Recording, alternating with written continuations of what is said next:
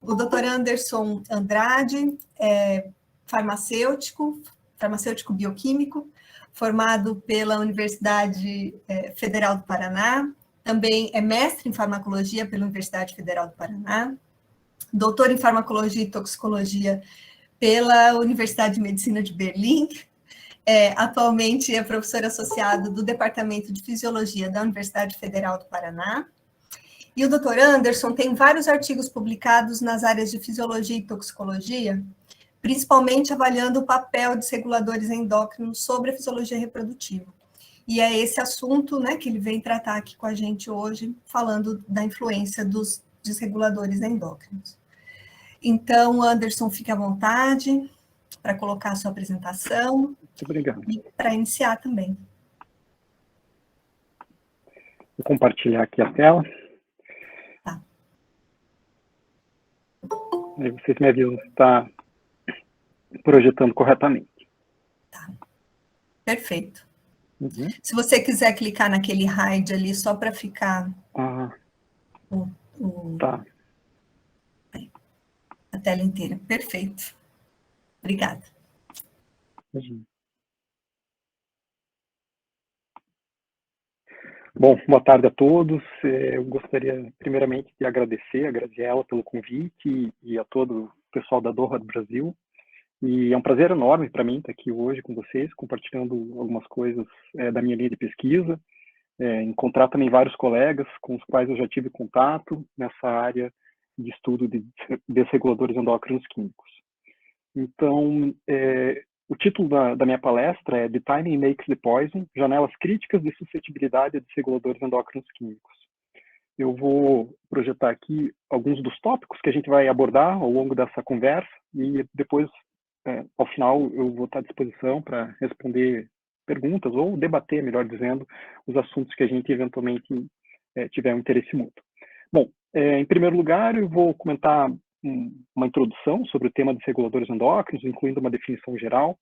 E depois a gente vai falar mais especificamente sobre o tópico de períodos críticos para a indução de efeitos de desreguladores endócrinos, e mais especificamente a diferenciação sexual como período crítico para a desregulação endócrina. E eu vou dar alguns exemplos, né, de períodos críticos para esses efeitos de desreguladores endócrinos. O primeiro deles, ligado à exposição pré-natal ao dietilstilbestrol, que historicamente tem uma importância muito grande no estudo de desreguladores endócrinos, especialmente efeitos ligados ao sistema reprodutor feminino, embora o DS também tenha efeitos sobre indivíduos do sexo masculino expostos in utero. No segundo momento, eu vou trazer o exemplo dos ftalatos, que são moléculas que eu trabalho já há muitos anos, e o impacto desses compostos pela exposição pré-natal no sistema reprodutor masculino. E, por último, de maneira bem breve também, citar alguns estudos epidemiológicos que avaliaram também essa questão do período de exposição em relação a alguns desfechos reprodutivos, em especial exposição pré-natal a ftalatos e também ao paracetamol. Eu gostaria de iniciar, então, comentando um pouco sobre Paracelsus, pai da toxicologia, né, que cunhou o dogma central da toxicologia de que a dose faz o veneno. Né? Paracelsus diz que todas as substâncias são venenos e não existe nada que não seja venenoso. Então, na visão de Paracelsus, não faz sentido a gente falar de substâncias não tóxicas, pouco tóxicas, porque todas as substâncias são inerentemente tóxicas e o principal fator determinante da toxicidade é a dose. Então, esse ainda é hoje o dogma central da toxicologia, de que a dose faz o veneno. Né? Mas eu argumento aqui hoje com vocês que a dose, apesar de ser central para a toxicologia, obviamente não é o único fator que determina a toxicidade, e outros fatores, em especial o período de exposição, é tão importante quanto a dose, em alguns exemplos, para determinar a toxicidade. Então, o tempo, ou seja, o período de exposição, é um fator crítico e fundamental para a manifestação de efeitos tóxicos de diversas substâncias, em especial dessa classe de substâncias que a gente estuda, que são os desreguladores endócrinos. Então, a gente vai falar um pouquinho sobre períodos de exposição como determinantes para a toxicidade, em especial o período de diferenciação sexual, que é um período extremamente crítico para a ação de desreguladores endócrinos. É um período em que hormônios atuam de maneira decisiva para promover diversos tipos de ações e de diferenciação tecidual e, portanto, o impacto de desreguladores endócrinos é algo preocupante, especialmente nesse período, né? Antes da gente falar, então, sobre os períodos críticos, uma breve introdução sobre desreguladores endócrinos. Peço até desculpas se esse é algo muito básico para muitos de vocês, mas acho que é importante dar uma visão geral. Então, desreguladores endócrinos podem ser substâncias que alteram de alguma forma a sinalização endócrina, e a gente tem exemplos claros de alguns tipos de mecanismos de ação, por exemplo, substâncias que mimetizam hormônios endógenos. Por exemplo, substâncias estrogênicas, como o bisfenol A, um componente de plásticos, né, de plásticos de policarbonato, o monômero dos plásticos de policarbonato, e o DES, né, um medicamento estrogênico que nós vamos comentar um pouquinho mais à frente sobre ele. Essas substâncias também podem bloquear receptores hormonais, e como exemplo, algumas substâncias antiandrogênicas, como o fungicida vinclozolina. E algumas substâncias também não atuam diretamente nos receptores hormonais, mas podem afetar a disponibilidade desses hormônios para atuarem nas suas células-alvo. Por exemplo, ftalatos, que atuam interferindo com a esteroidogênese, diminuindo a produção de testosterona, algo que é crítico durante a diferenciação sexual, por exemplo. Essa definição da Organização Mundial de Saúde, que acho que todos vocês estão bem familiares, define o desregulador endócrino uma substância exógena ou mistura que altera a função do sistema endócrino e, como consequência, causa efeitos adversos à saúde de um organismo intacto, seus descendentes ou subpopulações. Essa é uma definição que eu gosto bastante porque ela traz alguns aspectos, como, por exemplo, a questão das misturas, ou seja, os reguladores endócrinos podem não ser somente substâncias isoladas, mas principalmente misturas. E, de fato, nós estamos expostos a misturas complexas de agentes químicos, inclusive de reguladores endócrinos. Um outro conceito interessante dessa definição é que ela traz que o impacto dessas substâncias, os efeitos adversos, podem se dar no organismo intacto, mas também nos seus descendentes. Ou seja, não se limita ao indivíduo exposto, mas pode também os efeitos podem se manifestar na prole e até mesmo em múltiplas gerações. Do ponto de vista de aplicações industriais e do ponto de vista, na verdade, de estrutura química, os desreguladores endócrinos eles são muito diversos em relação à estrutura química. É difícil prever a toxicidade única e exclusivamente pela estrutura química, né? E assim como a estrutura química é bastante variável, né, a gente tem substâncias que têm uma certa semelhança com hormônios, mas tem outras substâncias que não têm nenhuma relação com hormônios, mas podem atuar como desreguladores endócrinos. E da mesma forma as aplicações industriais. Nós temos agrotóxicos, aditivos químicos presentes em cosméticos e outros produtos de uso pessoal, tintas, né, como os compostos de estanho, né, que o Jones conhece muito bem e é um especialista na área, e produtos plásticos, como, por exemplo, plásticos utilizados para embalar alimentos, usados em produtos médico-hospitalares, usados em brinquedos e até mesmo em alguns produtos usados em crianças, como mamadeiras, inclusive.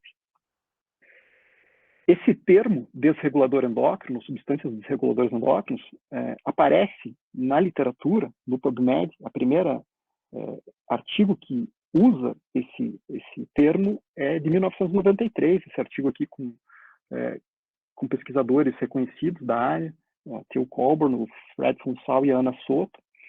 Na verdade, o termo foi cunhado em 1991, numa conferência nos Estados Unidos, Wingspread, e ele passa a ser presente na literatura a partir de 1993, e a partir de então a gente vê uma explosão de artigos nessa área.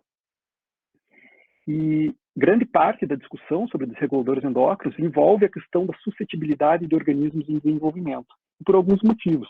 Primeiro, porque os efeitos induzidos em organismos em desenvolvimento, eles normalmente são mais graves do que aqueles induzidos no indivíduo adulto, normalmente irreversíveis e muitas vezes de manifestação tardia, ou seja, a exposição a um desregulador endócrino pode não necessariamente levar a um efeito imediato num organismo em desenvolvimento, mas pode se manifestar tardiamente quando esse indivíduo atinge a idade adulta. O exemplo mais claro é a infertilidade. O indivíduo pode nascer normal do ponto de vista morfológico, mas na idade adulta ou a partir da puberdade manifestar distúrbios reprodutivos, disfunções reprodutivas e até mesmo infertilidade. Então, exposição e efeitos eles podem estar distantes temporalmente. Aqui eu vou agora pedir licença para vocês de fazer uma breve revisão sobre o processo de diferenciação sexual, de determinação e diferenciação sexual, para que a gente possa entender alguns dos exemplos que eu vou trazer da importância de períodos críticos. Então, do ponto de vista de diferenciação sexual, em mamíferos, a gente tem um primeiro momento de distinção, um primeiro nível de distinção, que é o sexo genético ou cromossômico estabelecido no momento da fertilização. Então, o indivíduo com par de cromossomos sexuais XY é do sexo masculino, genético masculino, XX do sexo genético ou cromossômico masculino. Em seres humanos, até os 40 dias de gestação, aproximadamente, nós temos uma gônada que é indiferenciada. E a segunda etapa no processo de diferenciação sexual é a determinação do sexo gonadal, que depende do sexo genético ou do sexo cromossômico. Então, se o indivíduo for do sexo genético feminino, essa gônada indiferenciada se diferencia no ovário. Por outro lado, a presença do gene SRY no cromossomo Y vai levar à diferenciação dessa gônada indiferenciada no testículo. O gene SRY, o produto do gene SRY, é um fator de transcrição que tem uma duração muito curta nesse testículo em desenvolvimento.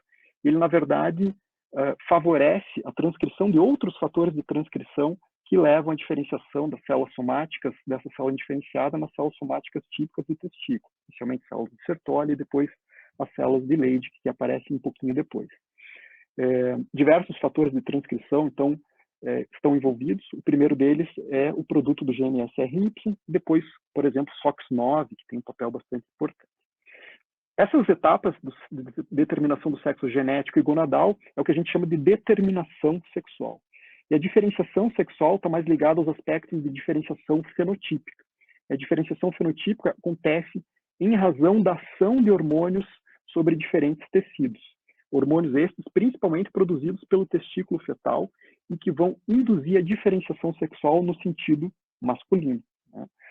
Do ponto de vista de diferenciação então, fenotípica, a gente tem um feto que é sexualmente indiferenciado. Então, na 6ª semana, a gente ainda não tem a diferenciação das gônadas e, do ponto de vista fenotípico, obviamente, também esse feto é sexualmente indiferenciado.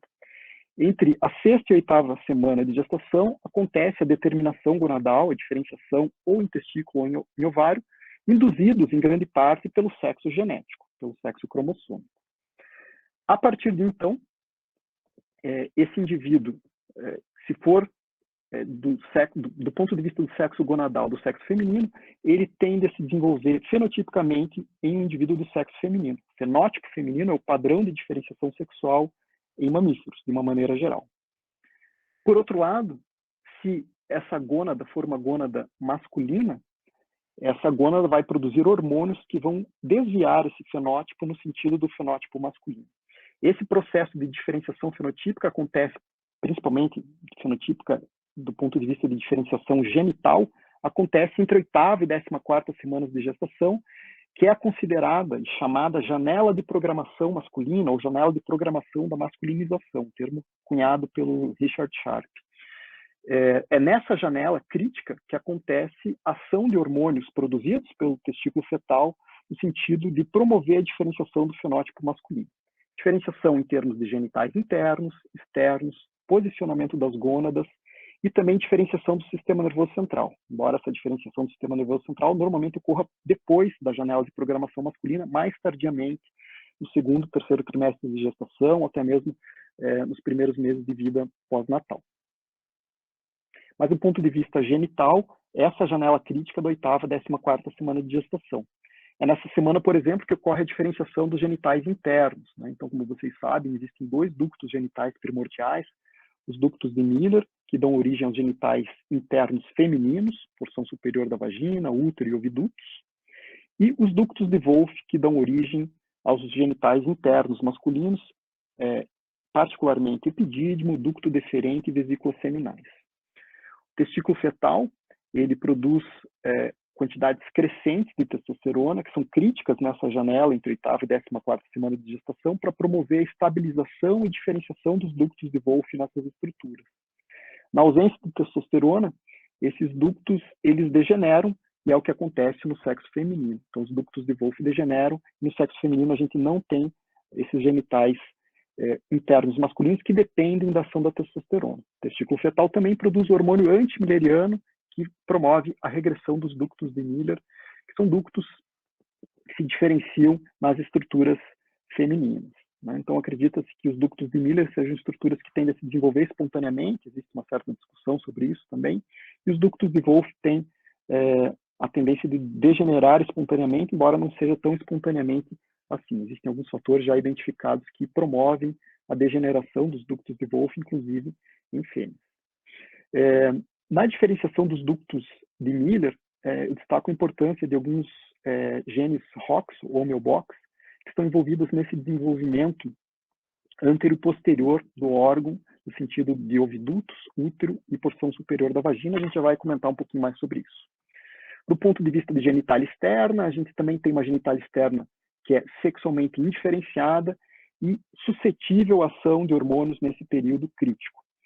Essa genitália externa, por exemplo, existem alguns elementos comuns: tubérculo genital, que dá origem ao clitóris na genitália feminina, ou a glândula do pênis na genitália masculina, as pregas uretrais, que dão origem aos pequenos lábios ou ao corpo do pênis, e as saliências lábio-escrotais, que dão origem aos grandes lábios ou ao escroto. Essa genitália externa indiferenciada, ela precisa sofrer masculinização, ação de hormônios androgênicos, em especial da dihidrotestosterona, convertida a partir da testosterona, para que seja induzida essa masculinização e essa diferenciação no sentido masculino. Nesse sentido, a gente fica óbvio que se houver alguma interferência na sinalização androgênica nesse período crítico, essa genitália externa ela pode não se masculinizar de forma plena. Então, a gente pode ter algumas malformações genitais em decorrência da insuficiência androgênica pré-natal. E desreguladores endócrinos que atuam nesse sentido antiandrogênico podem estar associados com essas malformações. Por exemplo, o indivíduo pode ter micropênis, ele pode ter alguns defeitos genitais, em especial hipospádias, em que essas pregas uretrais elas não se fecham adequadamente e a abertura da uretra, ao invés de estar localizada na glande do pênis, pode estar localizada ao longo da face ventral do pênis. Então, quando essa abertura da uretra está localizada ectopicamente na face ventral do pênis, a gente tem uma condição chamada de hipospádia. E esse artigo, por exemplo, ele discute a possível relação entre hipospádias e desregulação endócrina. É um artigo já bem antigo, de 2001. Essa imagem tirada do artigo mostra que diferentes graus de hipospádia, desde condições mais leves, com um pequeno desvio da uretra da sua posição original, até condições mais graves, em que a uretra a abertura da uretra, melhor dizendo, ocorre ao longo do corpo do pênis ou até mesmo na região perineal. E um outro marcador de androgenização pré-natal é uma medida que é bastante utilizada tanto em estudos toxicológicos e mais recentemente também em estudos epidemiológicos com seres humanos, e que é um marcador de androgenização pré-natal, que é a distância anogenital, a distância entre o ânus e a genitália, e que é andrógeno dependente. Essas imagens aqui, elas mostram, na imagem da esquerda, a distância anogenital, um recém-nascido, um rato recém-nascido, uma fêmea, e na imagem à direita, um rato recém-nascido do sexo masculino, mostrando uma distância anogenital mais longa. Então, os andrógenos, nesse período pré-natal, nessa janela crítica de diferenciação sexual, eles induzem o alongamento do períneo e uma distância anogenital mais longa em machos do que em fêmeas, e, portanto, a distância anogenital tem sido utilizada como marcador de androgenização pré-natal. Esse dimorfismo sexual na distância anogenital não é exclusivo de ratos e acontece também em seres humanos. A gente tem uma distância anogenital mais curta, existem diferentes variações nessa medida, mas são mais curtas em mulheres do que em homens. E uma característica é que a distância anogenital ela parece ser um marcador estável do ambiente endócrino pré-natal. Ela parece sofrer pouca influência dos hormônios na vida pós-natal. Então, ela pode refletir de maneira bastante adequada o ambiente endócrino intrauterino, que é bastante desejado, né? Já que a gente pode observar retrospectivamente e indiretamente a androgenização pré-natal por meio dessa medida. E um último aspecto, rapidamente, que eu vou comentar sobre a diferenciação sexual é a descida do testículo. O testículo localizado numa região mais próxima aos rins, ele deve descer até o escroto. Então, existe uma primeira fase, que é a fase de descida transabdominal, e aqui entram em cena alguns hormônios, androgênios, mas especialmente o fator semelhante à insulina 3, que é um hormônio peptídico produzido pelas células de Leydig e que está envolvido no desenvolvimento do gubernáculo e tracionamento da gônada de uma posição mais alta abdominal até a região inguinal. Da região inguinal até o escroto, ocorre, então, uma segunda fase, que é a fase de descida ínguino-escrotal, e que também depende de hormônios, especialmente da dihidrotestosterona. Isso ocorre mais para o final da gestação. Bom, agora sim, com essa breve introdução sobre diferenciação sexual, eu vou dar breves exemplos sobre períodos críticos de exposição pré-natal, iniciando com o dietilestilbestrol. O dietilestilbestrol é um medicamento estrogênico sintético e ele foi aprovado para uso em gestantes pelo FDA nos Estados Unidos entre 1947 e 1971. E ele foi aprovado apesar de poucos testes de eficácia e de segurança, embora as propagandas da época diziam que o DS era bastante seguro e eficaz. Ele era utilizado por gestantes para prevenir complicações da gestação, aborto prematuro, parto prematuro, mas, né, aqui novamente algumas imagens mostrando que ele era efetivo e seguro. Bom, em primeiro lugar, ele não era efetivo, né? Depois, alguns estudos demonstraram que, de fato, ele não era efetivo para prevenir abortos e nem complicações da gestação. Mas mais grave do que não ser efetivo é que essa droga não era segura. O problema é que ele foi liberado para uso entre 47 e 71 e foi só em 1971, ou seja, 24 anos após a aprovação do DS para uso em gestantes pela FDA, que foi interrompido o uso desse medicamento, muito por conta de uma publicação inicial e várias outras que se seguiram, mostrando uma associação entre o uso gestacional do DS e o aparecimento de um raro tipo de câncer vaginal, um adenocarcinoma de células claras de vagina, em meninas que tinham sido expostas em útero, ou seja, cujas mães ingeriram DS na gestação. Esse artigo ele foi publicado no New England Journal pelo Arthur Hurst, médico da região de Boston, que começou a observar números crescentes desse adenocarcinoma de células claras de vagina em meninas muito jovens. Eram poucos casos, na verdade, inicialmente, depois isso aumentou, mas esses poucos casos eles foram suficientes para alertar esse grupo de médicos de Boston, porque o adenocarcinoma de células claras de vagina é um câncer muito raro e mais raro ainda em meninas jovens. Por exemplo, no hospital onde o Arthur Hurst trabalhava, nunca havia sido reportado nenhum caso de câncer de células claras de vagina, desse adenocarcinoma de células claras de vagina. Não havia nenhum registro. E entre 1966 e 1969, eles registraram 7 casos. Depois se somou a esse caso um outro caso de um outro hospital de Boston, de forma que nessa região específica ali de Boston que eles estudaram, eles observaram 8 casos de adenocarcinoma de células claras de vagina em meninas entre 15 e 22 anos de idade. E desses 8 casos, 7 eram filhas de mulheres que usaram DS durante a gestação, sendo que em todas essas 7, o início do tratamento com o DS foi no primeiro trimestre de gestação.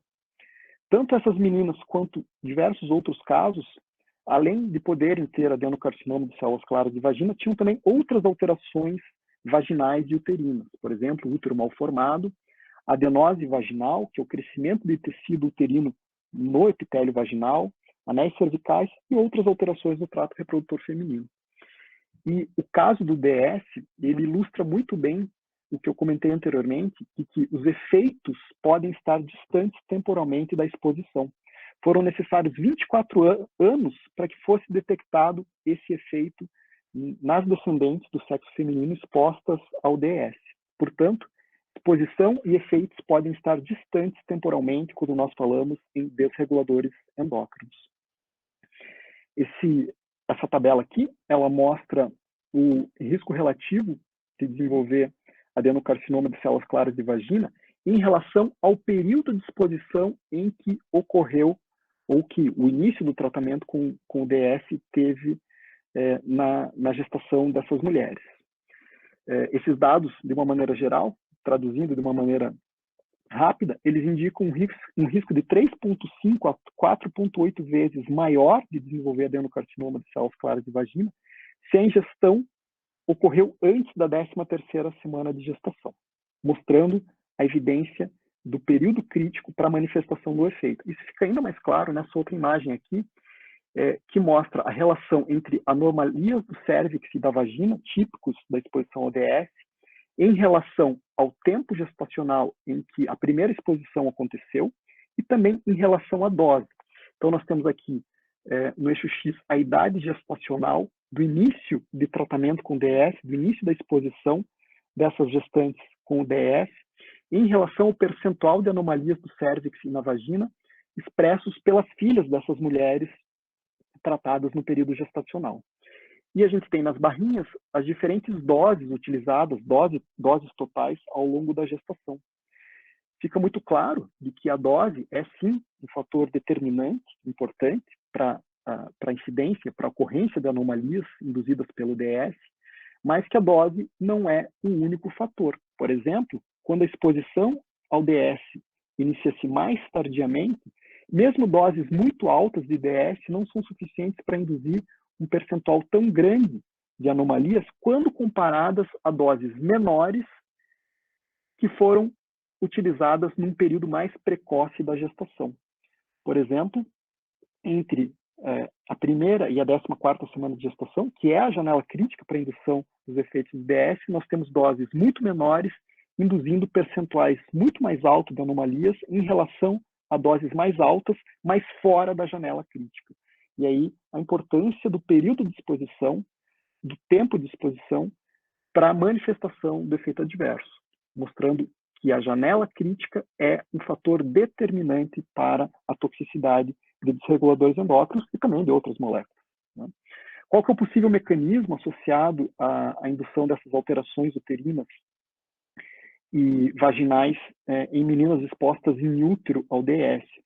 Esse artigo de 2000 ele discute o possível papel de alteração nos homeobox genes, nesses genes que regulam a formação anteroposterior de órgãos, inclusive dos derivados dos ductos de Miller, por conta da ação do DS.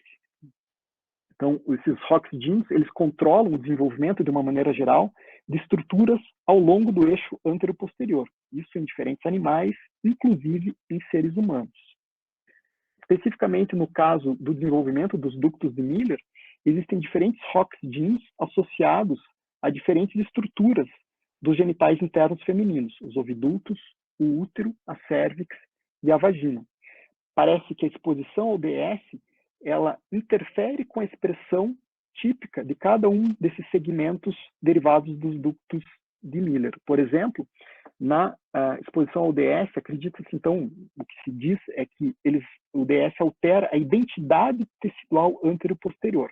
Por exemplo, ROX9, que é um ROX especialmente expresso nos ovidutos, ele tem a sua expressão aumentada no útero de meninas tratadas com o DS. Isso poderia explicar, por exemplo, a presença do útero em forma de T-shape útero, né, que é uma malformação que está relacionada com essa expressão anômala de ROX9, que normalmente se expressa nos ovidutos, no útero. Né? ROX10 e 11, por exemplo, que é típica do útero, ela tem sua expressão reduzida no útero e aumentada na vagina. Isso poderia explicar, por exemplo, a existência da adenose vaginal. Né? Então, a presença de tecido uterino, a gente vê nessas imagens de histologia aqui, glândulas endometriais no tecido vaginal. Então, aqui a gente tem o epitélio vaginal estratificado, né? E nas camadas mais profundas do tecido, glândulas endometriais, que é algo que normalmente não se observa, obviamente, no tecido vaginal. Bom, esse foi o primeiro exemplo de períodos críticos, e esses efeitos eles só se manifestam, ou se manifestam de maneira muito mais intensa, quando a exposição acontece até a 14ª semana de gestação, que é o período crítico para a diferenciação dos ductos de Miller. faz parte daquela janela crítica da diferenciação sexual. Outro exemplo de período crítico é em relação à toxicidade de fitalatos, aos efeitos desreguladores endócrinos de fitalatos. Bom, acho que como muitos de vocês já sabem, fitalatos são substâncias químicas utilizadas como aditivos de plásticos, especialmente plásticos de policloreto de vinila, para deixar esse plástico de PVC mais flexível. Então, os fitalatos são lubrificantes moleculares que não se ligam covalentemente ao plástico, mas tornam o plástico mais flexível, mais maleável. Só para a gente ter uma ideia, acredita-se, ou existem estimativas, melhor dizendo, que são produzidas cerca de 6 milhões de toneladas de fitalatos anualmente no mundo, né? Então, as aplicações incluem o uso em materiais médicos hospitalares, plásticos filme utilizados para embalar alimentos, e alguns fitalatos eles também são usados como fixadores, então eles estão presentes em cosméticos e produtos de higiene pessoal, em plásticos também em brinquedos, embora o uso de alguns fitalatos tenha sido banido em brinquedos, em produtos para crianças, mas ainda a gente vê utilização e exposição via esses produtos. Em relação à estrutura química, a gente tem uma estrutura química comum e uma cadeia lateral éster, representada aqui por esses radicais R e R1, de forma que essa cadeia lateral ela pode ter diferentes tamanhos, e os fitalatos, que são desreguladores endócrinos antiandrogênicos, normalmente eles têm entre 3 e 6 carbonos nessa porção linear da cadeia. Tá? E eu trouxe aqui alguns exemplos de fitalatos que são antiandrogênicos. Mas do ponto de vista histórico, né, os fitalatos eles foram sintetizados na década de 20, e o DHP, que é um dos fitalatos mais utilizados pela indústria, foi sintetizado em 1933. Já em 1945, havia evidências de toxicidade testicular do DHP, especialmente em animais adultos. Mas não havia evidências, não se conheciam evidências de efeitos sobre a diferenciação sexual. E foi somente no final da década de 1990 que alguns estudos demonstraram efeitos reprodutivos relacionados à desregulação endócrina durante o período intrauterino. Então, a pergunta que surge é por que será que demorou tanto tempo para que a gente identificasse que os fitalatos eram potenciais desreguladores endócrinos antiandrogênicos capazes de alterar a diferenciação sexual, causar malformações genitais e uma série de outros distúrbios reprodutivos quando a exposição acontece na gestação? Bom, a resposta para essa pergunta, por que demorou tanto tempo para a gente tomar conhecimento desses efeitos, está muito relacionado com os protocolos de estudo em toxicologia reprodutiva, né? Essa linha aqui, ela representa a idade gestacional. Em ratos, a gestação dura 21 dias, do dia 0 até o dia 21, que não está mostrado aqui. E os protocolos clássicos de toxicologia, delineados para identificar malformações esqueléticas e viscerais, eles compreendem uma janela entre o 6º e o 15º dia de gestação em ratos. São os estudos clássicos de teratologia delineados para investigar malformações esqueléticas, viscerais, pois essa é a janela crítica de organogênese em ratos, né? E a exposição a fitalatos nessa janela, ela não resulta em nenhum problema visível, nenhum problema grave nos animais, né? Acontece que a janela crítica para diferenciação sexual em ratos ela acontece entre o 15º e o 18º dia de gestação. Essa janela aqui corresponde à janela de masculinização pré-natal e que em seres humanos acontece entre a 8ª e 14ª semana de gestação. Os ratos, essa janela ela é mais tardia, ela acontece no final da gestação, ao contrário de seres humanos, que acontece no primeiro trimestre, né? Quando a exposição a fitalatos acontece nessa janela crítica, que é a janela onde ocorre um pico de produção de testosterona intratesticular para induzir a diferenciação sexual fenotípica, a exposição a fitalatos nessa janela induz uma série de efeitos adversos na prole masculina, conhecida como síndrome de fitalatos, mas só quando a exposição acontece nessa janela. Os estudos mais antigos, anteriores à década de 90, não exploravam essa janela mais tardia, né? E aqui é novamente um exemplo mostrando da importância das janelas críticas para a manifestação de um efeito adverso. Quando os animais são expostos, então, nessa janela crítica de masculinização, por exemplo, ratas são tratadas nesse período do 15º ao 18º dia de gestação, a prole masculina exibe uma série de alterações, incluindo redução da distância no genital, malformações genitais, como criptorquidismo, que é a falha na descida do testículo, e hipospádia, que é aquela malformação do pênis com abertura da uretra na face ventral do pênis, como mostrado nessa imagem aqui. Pênis de um rato controle normal e pênis de um rato exposto a ftalato em útero, nessa janela crítica, a altas doses, mostrando essa malformação genital.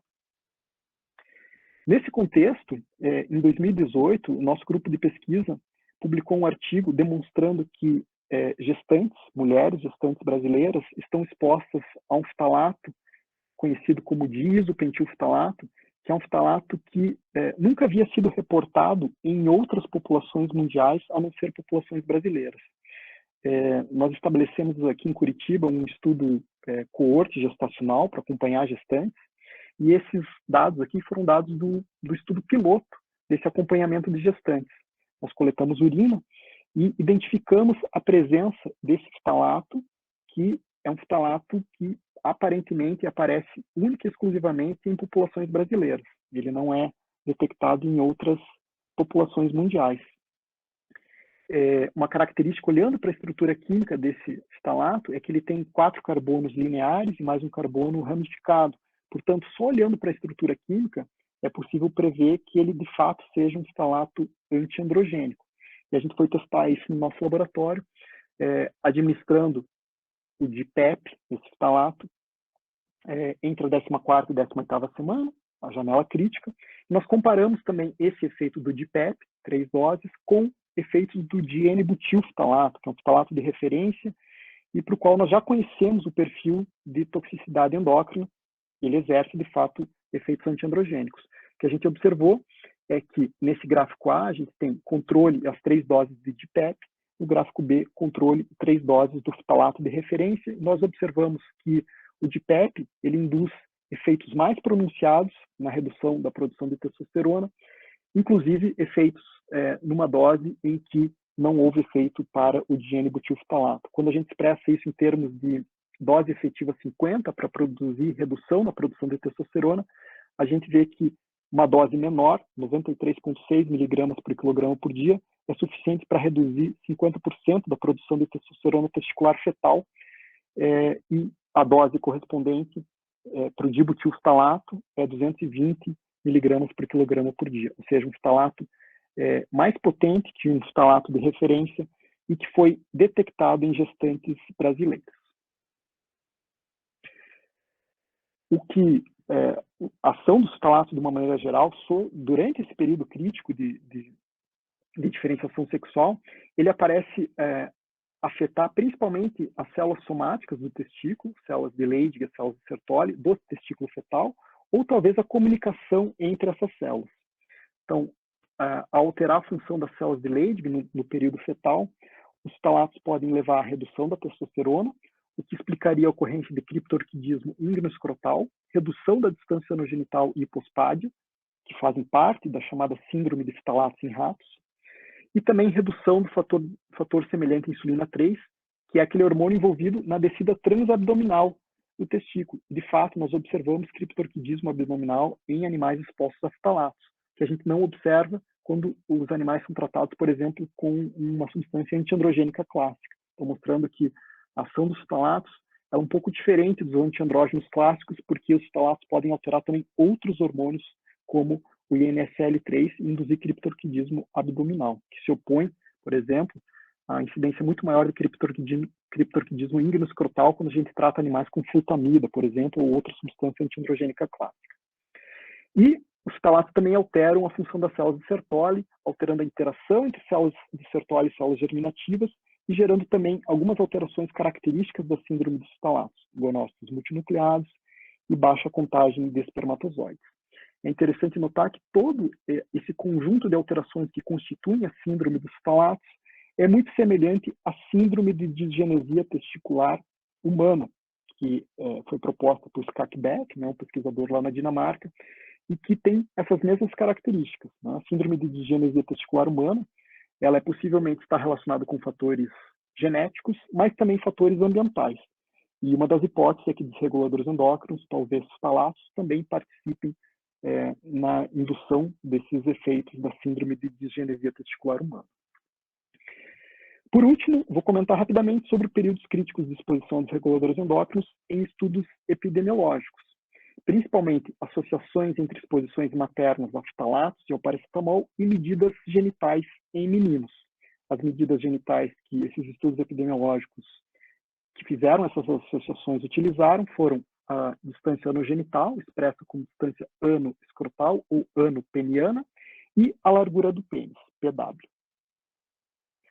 Um primeiro estudo a demonstrar associação entre exposição materna a ftalatos, especificamente ao DHP, e redução da distância anogenital em meninos, foi um estudo conduzido pela doutora Shanna Swan, pioneira nesse tipo de estudo. Foi um estudo chamado de Study for Future Families e conduzido nos Estados Unidos, em 3 diferentes centros, e que inicialmente não foi delineado para investigar essa questão, mas ele foi posteriormente utilizado para esse fim. E foi observada uma associação clara entre as concentrações de metabólitos urinários nas gestantes e reduções da distância anogenital. Por exemplo, esse aqui é um dos metabólitos do DHP, e para esse metabólito em específico, as gestantes que possuem níveis mais elevados de exposição, no terceiro quartil de exposição, elas tinham 13 vezes mais chance de ter um bebê com uma distância anogenital encurtada em relação às mães que apresentavam os níveis mais baixos de exposição a esse metabólito do DHP, as mães que estavam no primeiro quartil de exposição. Isso foi confirmado posteriormente num outro estudo, conduzido pela doutora Shanna Swan, o TIDES, em que as associações foram similares às observadas no primeiro estudo, no SFF, e essas associações elas foram confirmadas apesar das concentrações de ftalatos urinários serem muito menores nesse segundo estudo. Esse segundo estudo foi conduzido em 2015, enquanto que o primeiro estudo foi conduzido em 2005, ou melhor, publicado em 2005. Então, 10 anos depois. Nesses 10 anos, as concentrações de ftalatos, de fato, elas diminuíram na população americana, muito em razão de ações regulatórias que foram tomadas naquele país. Mas, apesar de concentrações maternas agora menores, de uma maneira geral, na população geral, ainda assim foram observadas essas associações, embora de menor magnitude também. Então, quando se compara a exposição a alguns metabólitos de ftalatos, mulheres que estavam no percentil 10 de exposição, em relação àquelas que estavam no percentil 90 de exposição, no espectro de concentrações maiores dessas substâncias, houve uma redução aí de cerca de 5% para a distância ano-escrotal e de cerca de 2 a 3% na distância ano-peniana. No TIDES, também foram coletadas amostras de urina no segundo e no terceiro trimestre. E isso permitiu a comparação de associações trimestre específicas entre ftalatos maternos e a distância anogenital e a largura do pênis. Então, essas amostras de urina elas foram comparadas, não havia correlação entre elas. Isso nos permitiu, e eu falo nos permitiu porque eu participei desse estudo, observar relações ou associações trimestre específicas entre concentrações de ftalatos nesses diferentes trimestres com as distâncias anogenital e largura peniana coletadas após o nascimento nesses bebês. Isso a gente publicou em 2016 e esse estudo mostra que esse gráfico aqui ele mostra concentrações urinárias, o somatório de metabólitos de DHP no primeiro, T1, segundo e terceiro trimestre, T3, em relação à distância anogenital. Então, esses são os valores de beta que indicam associação entre exposição a DHP, metabólitos de DHP, nos diferentes trimestres, e distância anogenital ou largura peniana. O triângulo e o quadradinho expressam distância ano-escrotal e distância ano-peniana, respectivamente, e a bolinha, a largura do pênis. Então, nota-se que houve uma associação negativa, ou seja, quanto maior a exposição a DHP, menor a distância ano-genital ou ano-escrotal ou ano-peniana, mas somente no primeiro trimestre de gestação. Essa associação entre concentrações de ftalatos, de metabólitos de DHP, no segundo ou no terceiro trimestre de gestação, não foi associada com uma redução na distância anogenital. Isso faz bastante sentido se a gente pensar em termos de janelas críticas. Se a gente lembrar, a janela crítica para a diferenciação sexual e também para o estabelecimento da distância anogenital acontece entre a 8ª e 14ª semana de gestação. Então, esses dados, eles vão na mesma direção dos estudos com animais de laboratório, e eles confirmam que o período crítico para observar essas associações é o primeiro trimestre. Para a largura do pênis, a associação mais evidente aconteceu no segundo trimestre, no T2. Então, a relação entre exposição a DHP e redução na largura peniana foi observada no segundo trimestre. E também faz bastante sentido porque, apesar da morfogênese do pênis também acontecer na janela crítica, grande parte do crescimento pré-natal do pênis acontece especialmente no segundo trimestre de gestação. Então, essa associação aqui, ela também vai na mesma direção da plausibilidade biológica dessas associações com o que a gente conhece de janelas críticas para esses eventos, distância anogenital e também para o crescimento peniano no período pré-natal. E uma última associação que eu vou mostrar é a associação entre o uso do paracetamol na gestação e essas mesmas medidas genitais em meninos. Antes de mostrar os dados dos estudos epidemiológicos, eu queria comentar sobre o paracetamol como um desregulador endócrino. Então, nos últimos anos, tem surgido vários estudos com diferentes modelos experimentais, mostrando que a exposição ao paracetamol está associada com desregulação endócrina, inclusive redução na produção de testosterona. Por exemplo, esse estudo aqui, ele demonstrou in vitro, na verdade, testículos fetais cultivados in vitro, testículos fetais de ratos, cultivados in vitro na presença ou na ausência de paracetamol. Então, nesse experimento, os testículos fetais de ratos, eles são coletados, ratos controle, não expostos, e esses testículos fetais, eles são incubados por até 72 horas num sistema de cultivo.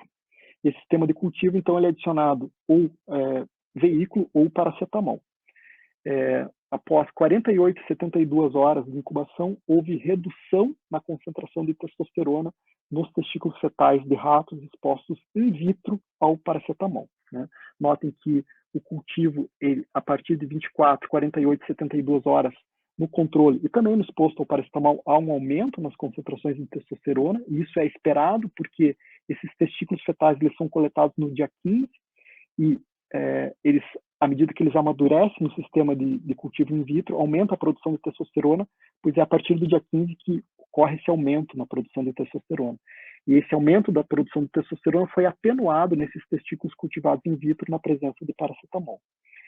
Este outro artigo ele é muito interessante, pois ele mostra um modelo de xenoenxerto, em que camundongos castrados e suprimidos imunologicamente, eles são transplantados com testículos fetais humanos.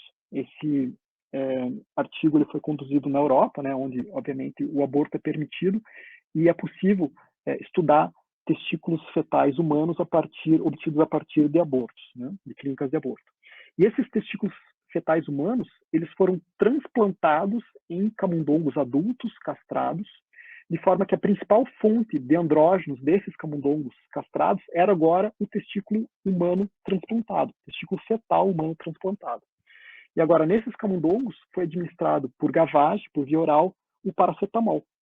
E nesse primeiro gráfico aqui da esquerda, é possível observar as concentrações circulantes de testosterona nesses camundongos, mostrando que o paracetamol reduziu a concentração de testosterona, possivelmente por reduzir a produção de testosterona por esse testículo fetal humano transplantado. O peso da vesícula seminal, biomarcador da ação desses andrógenos nesses camundongos, também foi significativamente reduzida quando esses animais foram tratados por via oral com paracetamol, mostrando que talvez também o testículo fetal humano seja sensível à exposição a fitalatos, a paracetamol.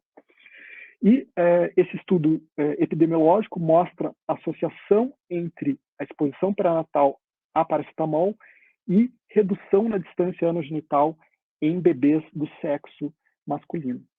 Essa tabela aqui, ela mostra que os parâmetros avaliados foram distância anogenital e alguns outros parâmetros, como o comprimento do pênis e a descida do testículo, mas nós vamos nos concentrar na distância anogenital, que foi o parâmetro que foi significativo.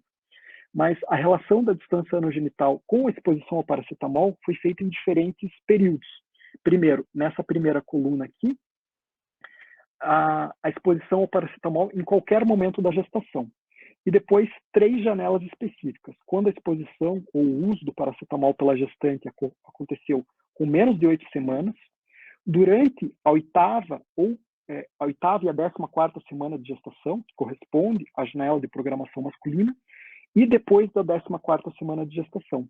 E o que eles observaram é que a associação entre o uso do paracetamol e uma redução na distância anogenital só foi significativa quando a exposição ocorreu entre a 8ª e 14ª semana de gestação, confirmando a janela crítica e dando mais força ainda para esse dado, porque a relação ela se mostrou somente significativa exatamente no período crítico para a determinação da distância anogenital. Então, como os próprios autores do artigo concluem, a exposição ao paracetamol na janela crítica da 8ª e 14ª semana de gestação, mas não em qualquer outro período, foi associada com uma redução na distância anogenital. Esses estudos com paracetamol, tanto nos modelos in vitro, in vivo, e também os dados epidemiológicos, associando o uso do paracetamol com desregulação endócrina e distúrbios urogenitais, e também estudos que mostram associações entre o uso do paracetamol na gestação e alguns distúrbios do neurodesenvolvimento, inclusive possíveis alterações na aquisição de linguagem, alterações do espectro autista. Esse conjunto de evidências mostrando alterações no neurodesenvolvimento e urogenitais, elas serviram de inspiração para que um grupo de pesquisadores, do qual eu me incluo, publicasse um consensus statement, um statement de consenso a respeito dos possíveis riscos do uso do paracetamol na gestação. Né?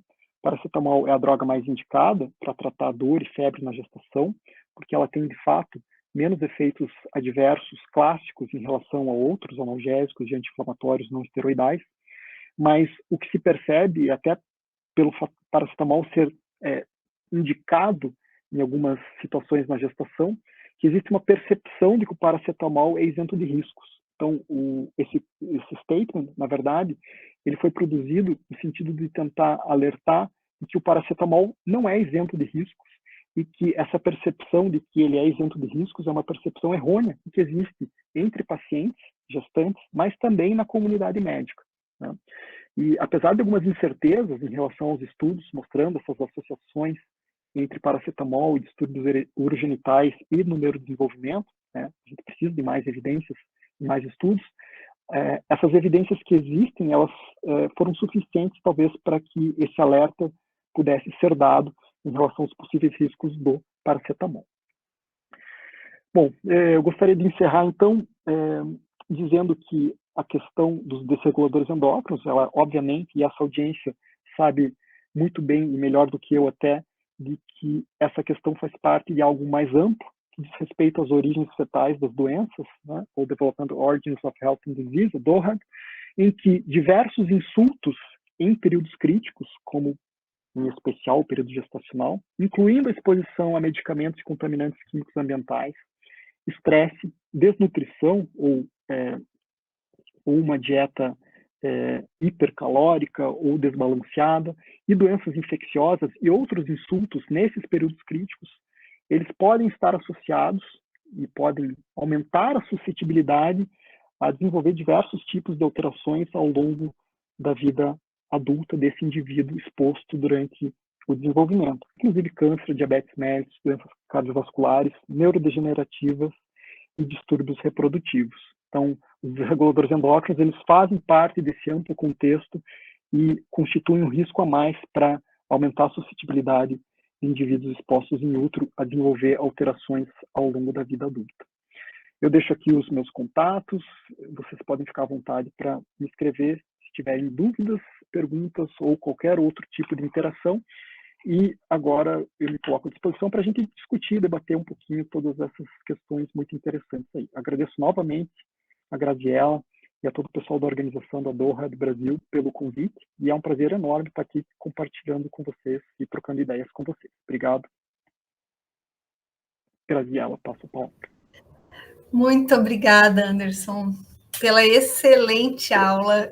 Foi realmente uma aula mesmo, assim, falo por mim, acredito que por todos que estão aqui,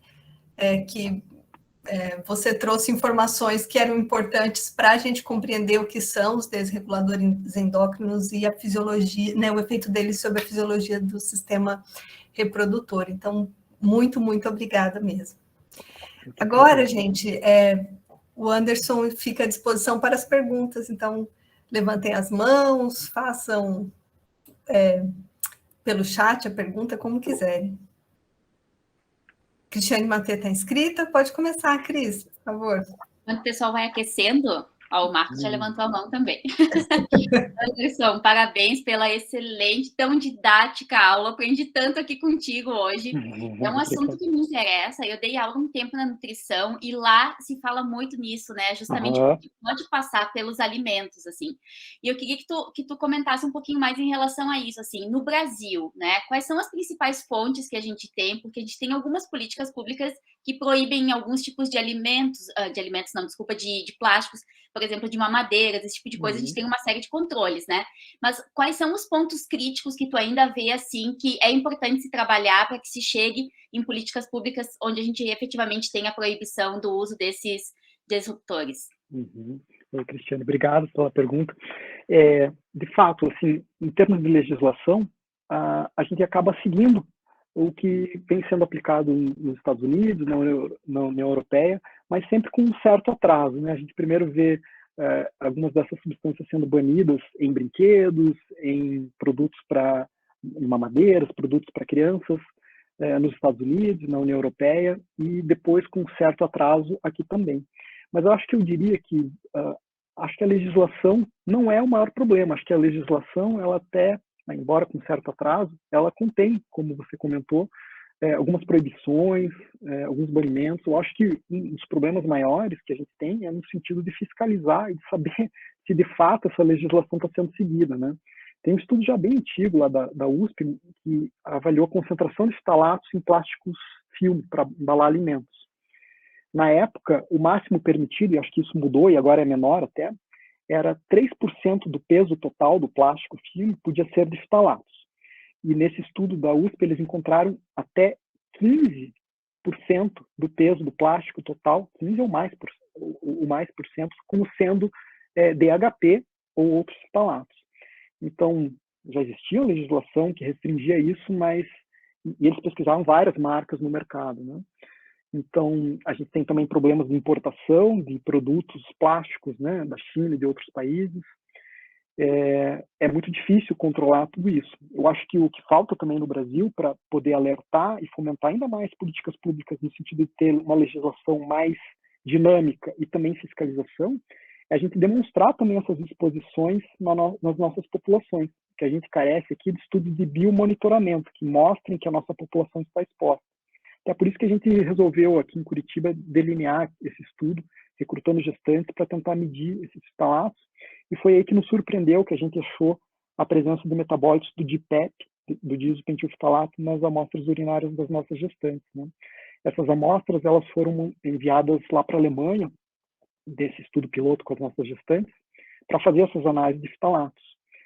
E aí eu recebi um dia um e-mail do meu colaborador lá da Alemanha me dizendo que ele estava surpreso porque ele tinha encontrado um pico no cromatograma de um ftalato que eles nunca tinham identificado em nenhuma população europeia, apesar de milhares e milhares de amostras que eles já tinham feito a triagem em relação a concentrações de ftalatos urinários, né? E ele viu que esse pico era muito próximo do diene-pentilftalato e ele sintetizou padrões, quantificou e identificou que, de fato, era o diisopentilftalato, uma molécula que já foi, se é que já chegou, na União Europeia ela sequer foi produzida em escala, né? A própria BASF, que é a indústria química que acho que sintetiza vários ftalatos, tem artigos antigos já mostrando problemas com o DPEP, um artigo pelo menos que eu encontrei. Mas é um ftalato que a gente encontrou na nossa população. Claro, concentrações pequenas, muito menores que DHP, mas se a gente pensar em termos de misturas de substâncias químicas que isoladamente podem causar, ter efeitos aditivos ou sinérgicos, isso é preocupante, né? Então, acho que faltam estudos de biomonitoramento para a gente documentar melhor qual que é a exposição da nossa população, e esse estudo mostrou muito bem que o perfil de exposição da nossa população pode ser diferente do perfil dos Estados Unidos. As concentrações de ftalatos, não só do DPEP, mas de metabólitos do DHP, por exemplo, que a gente encontrou nas nossas gestantes, né, urinas coletadas em 2016, os níveis urinários eram semelhantes ao que era encontrado no início da década de 90 na Alemanha. E de lá para cá diminuiu muito lá, e a gente está num nível muito mais alto do que eles, né? Então, isso reflete, em parte, nossa demora da legislação em se adaptar, mas também acho que esse problema de fiscalização, de como a gente controlar esses produtos, né, no sentido de ter níveis adequados e que se adequam à legislação. Excelente reflexão. Muito obrigada. De nada. Ótimo. Agora o próximo inscrito é o Marcos baixou a mão. Tem algum estudante antes? Não, tem você e Marli, por enquanto. Ótimo, então. Bem, Anderson, inicialmente, muitíssimo obrigado pela tua exposição, na verdade, pela tua excelente aula de fisiologia, desenvolvimento sexual fetal, né? Infelizmente, eu como professor de fisiologia digo, isso é algo que a gente sempre acaba meio... Com a graduação, especialmente, a gente acaba sempre meio relegando, fisiologia reprodutiva sempre acaba entrando como algo no final do semestre, que vai meio rápido, assim, se está dentro da endócrino a gente acaba priorizando outros sistemas endócrinos e o reprodutivo vai ficando, então a gente nunca para estudar de fato esses processos fisiológicos para dar a entender como que insultos tais como dos ruptores endócrinos podem causar, em que isso pode resultar, especialmente de um ponto de vista time dependente, né? Dentro da linha do tempo da gestação, em que período mais crítico esse ou aquele agente pode entrar nessa questão, né? Eu fiquei me perguntando, então, com relação à tua aula, Anderson, na verdade é mais uma reflexão, e aí, de repente, a tua posição sobre isso, pensando não só do ponto de vista do impacto disso na determinação das características sexuais propriamente ditas ou do correto e adequado desenvolvimento sexual, mas fiquei pensando um pouco do ponto de vista da determinação sexual de fato. E aí eu estou pensando agora nos experimentos da gente com roedores, né? E aí entendendo que tanto ratas quanto camundongos têm aí gestações com 12, 14, às vezes a gente encontra 16 filhotes por animal, por fêmea prenha, mas que geralmente em animais controle a gente costuma ter aquela relação o mais próximo possível de um 50-50, né? Então, sei lá, supondo uma gestação de 14 filhotes, a gente tem um 7-7, um 8-6, alguma coisa assim, mas sem grandes desvios, entendeu?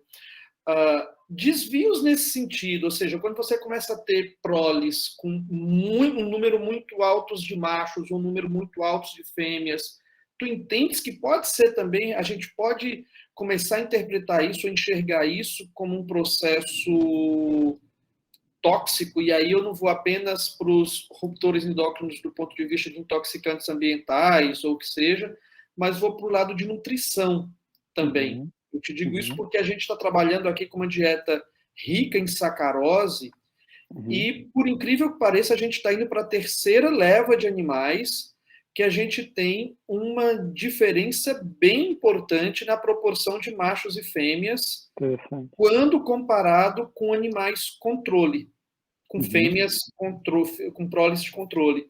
E eu venho queimando meus neurônios para tentar encontrar uma justificativa para isso e está complicado. Será que pode estar uma pista nessa tua maravilhosa aula de hoje?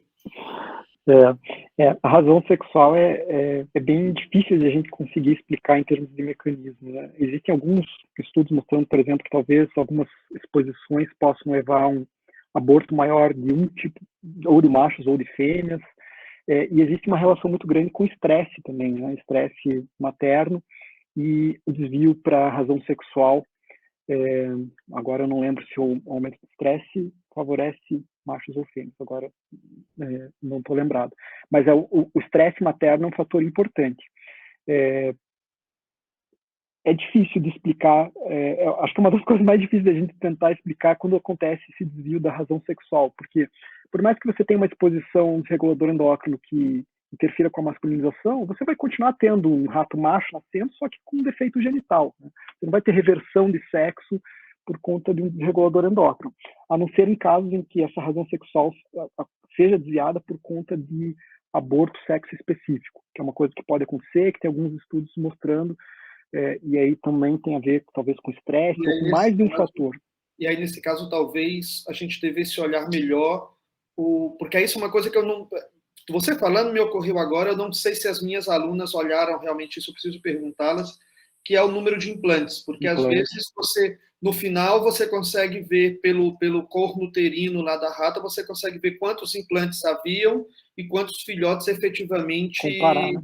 Nasceram, e a gente consiga comparar isso, porque até canibalismo materno, quando eu vejo a rata canibalizar tudo, assim, ela canibaliza uma ninhada inteira, aquela coisa misteriosa que eu não sei de onde sai, que não fica resquício de nada dentro da gaiola. Quem já passou por canibalismo materno deve saber do que eu estou falando, mas talvez possa ser, e aí eu tô queimando com isso, entendeu? Porque é a terceira leva de animais que a gente tem disparidades, eu tenho coisas do tipo nascer 8 machos e 3 fêmeas, para você ter uma ideia. Isso numa aluna que tem um estudo para fazer com prole fêmea e está desesperada porque não nasce fêmea suficiente para montar os grupos experimentais dela. Quem sabe se a gente enxerga alguma outra coisa e para em outro, mas acho que olhar para os implantes, acho que é uma boa ideia, tentar ver se há um aumento de perdas pós-implante e depois, no futuro, tentar investigar se essa perda está relacionada com o consumo de açúcar pela mãe. Tá bom, consumo. Anderson, mais uma vez, muitíssimo obrigado pela tua aula, foi uma aula espetacular. Grazi e o pessoal da Associação Dora de Brasil, parabéns por esse trabalho de garimpagem que vocês estão fazendo. Eu vou te falar que esses últimos seminários foram espetaculares nesse processo de garimpagem, entendeu? A gente já teve por Brasília, a gente já teve por São Paulo, pela saúde... pelo pessoal da saúde pública, agora está no Paraná, tá bonito de ver esse negócio. Parabéns. Legal. Obrigado, Anderson, mais uma vez.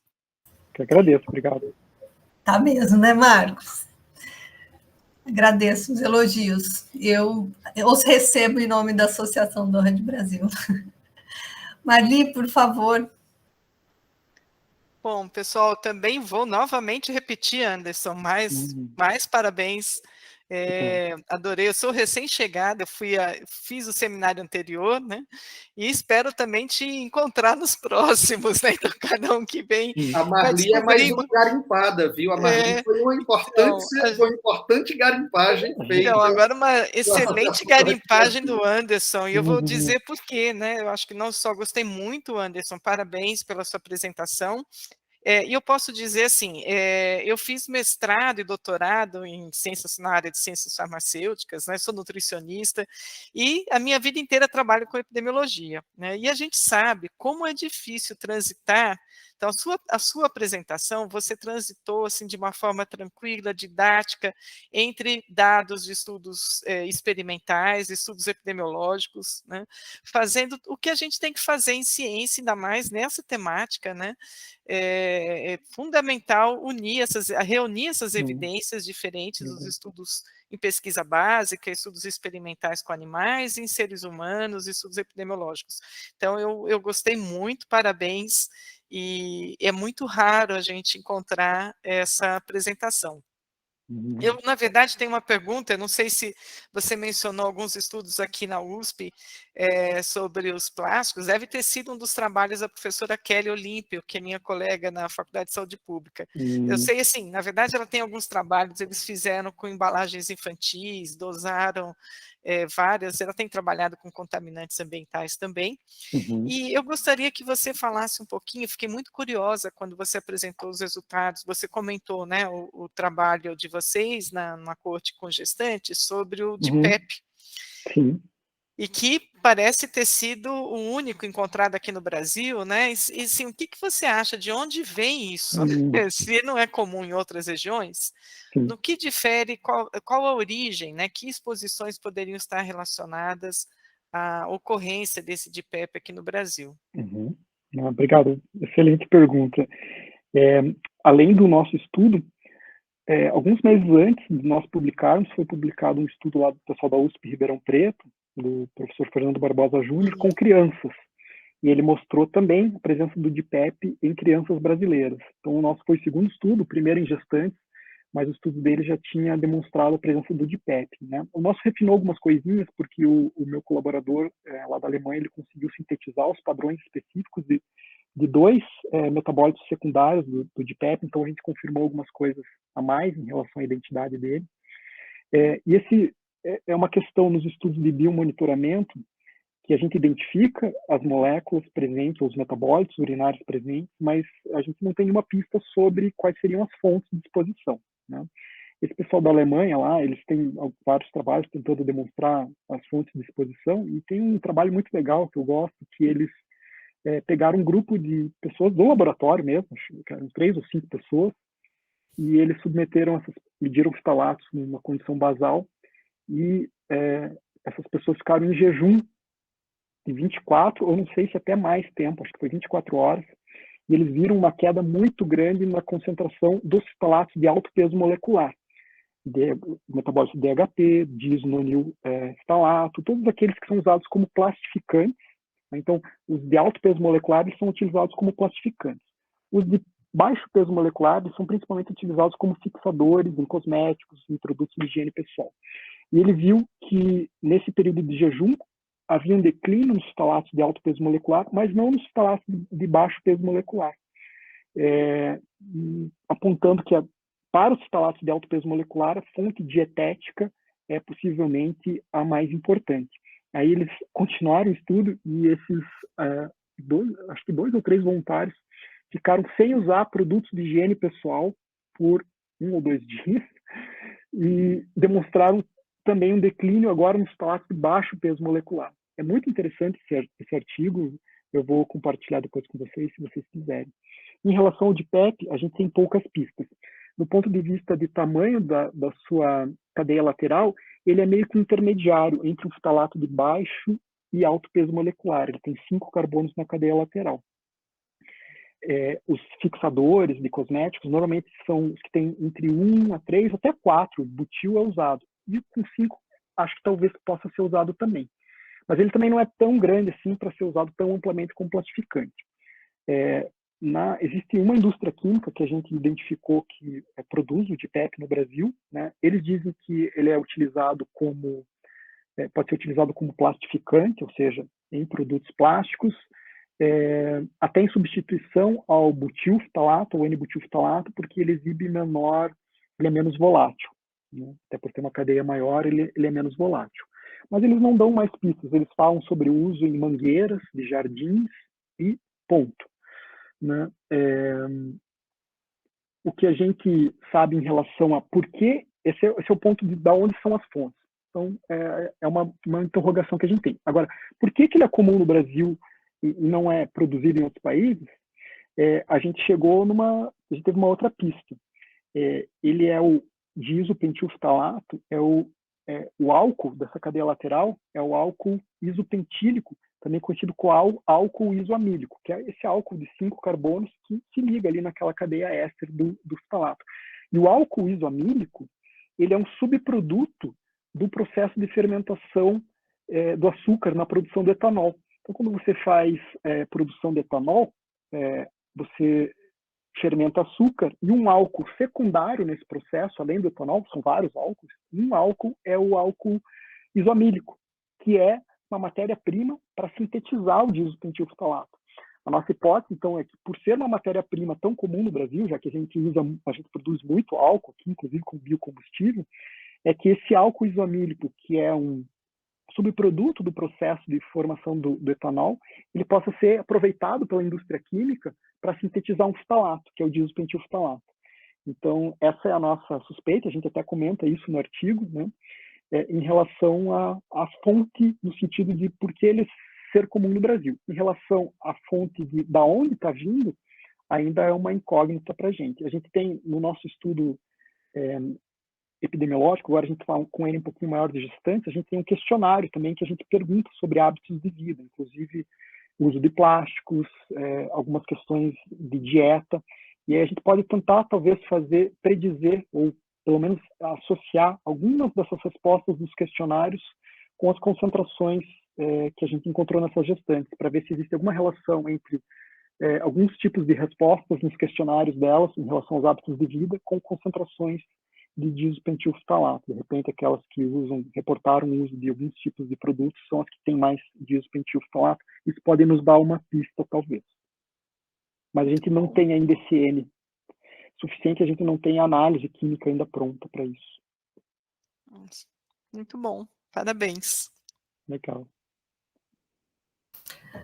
Ótimo, Anderson. A gente tem uma pergunta agora no chat da Ana Camila. Ana Camila é doutoranda aqui da UEL, aluna da professora Glória. Ela ficou com uma curiosidade depois da palestra. Os disruptores endócrinos agem em quantidade bem pequena e, às vezes, podemos ter contaminação ambiental, por exemplo, e nem saber. Isso pode ser uma causa do aumento da infertilidade de causa idiopática que nós temos hoje? É uma das hipóteses, né? De que, inclusive, a baixa contagem de espermatozoides e problemas reprodutivos, que teoricamente compõem um dos sintomas da síndrome de digenesia testicular, de que a exposição, principalmente nesses períodos críticos, poderia estar associado com esses problemas reprodutivos. É uma hipótese, né? Ela falou sobre as questões de doses baixas, essa é outra uma grande discussão em relação aos reguladores endócrinos, eu nem entrei nessa temática hoje, é uma temática bastante controversa, inclusive, em relação aos possíveis efeitos em doses baixas, efeitos não monotônicos, ou seja, você ter efeitos diferentes em doses baixas em relação a doses altas. Existem vários mecanismos que poderiam explicar isso, né? Mas eu acho que mais importante até do que os efeitos doses e respostas não monotônicos são as questões das misturas. Tem vários estudos mostrando que ftalatos em doses que individualmente não causam nenhum efeito adverso, quando combinadas numa mistura, elas produzem sim efeito adverso. Tem vários estudos lá do pessoal da EPA, do Gray, mostrando, por exemplo, que misturas de ftalatos e outras substâncias antiandrogênicas, quando individualmente em doses abaixo da Noel dose, podem causar, inclusive, malformações genitais. Mas em relação especificamente à contagem de espermatozoides e alterações reprodutivas, sim, é uma possibilidade, é uma hipótese. A gente tem evidências nos modelos animais e a gente tem também estudos epidemiológicos mostrando algumas associações entre, principalmente aí em indivíduos adultos, né, mostrando uso de pesticidas, uso de exposição ocupacional e redução na contagem de espermatozoides ou aumento nas taxas de morfologia normal, enfim. Isso, e não só, como você falou, não só as malformações, né, Anderson? Porque, às vezes, a malformação é o que se observa realmente, né? E aí as alterações funcionais do trato reprodutor, né, que vão trazer esses problemas de fertilidade ou subfertilidade, né?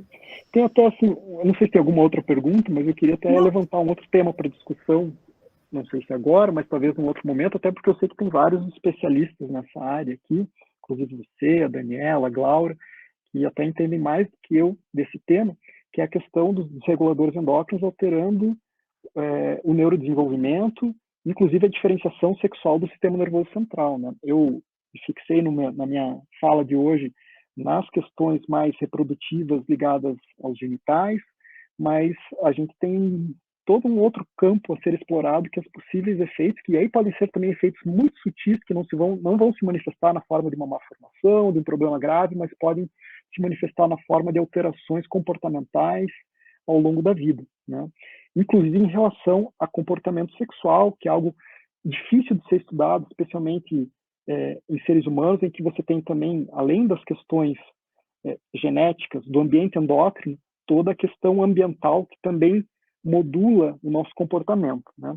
Mas não deixa de ser interessante, a gente tem muitas evidências em modelos animais que manipulando o ambiente endócrino pré-natal, a gente pode promover alterações comportamentais, não só do ponto de vista reprodutivo, né, copulatório, alterar a lordose ou alterar a monta dos machos, mas também alterar, às vezes, comportamentos sexualmente dimórficos não copulatórios, né? Preferência à sacarose, interações sociais, preferência ao parceiro.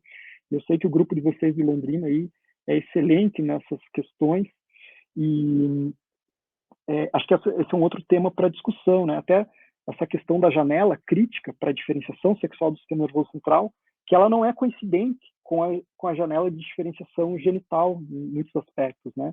Então, você tem uma janela mais tardia, e aí a gente pode ter, eventualmente, animais que não têm, isso foi feito já, tanto em ratos como em macacos rezos e outros primatas, né? A manipulação do ambiente endócrino numa janela mais tardia, mostrando que os animais nascem com uma genitália completamente normal, mas alterações sexualmente dimórficas no comportamento, né?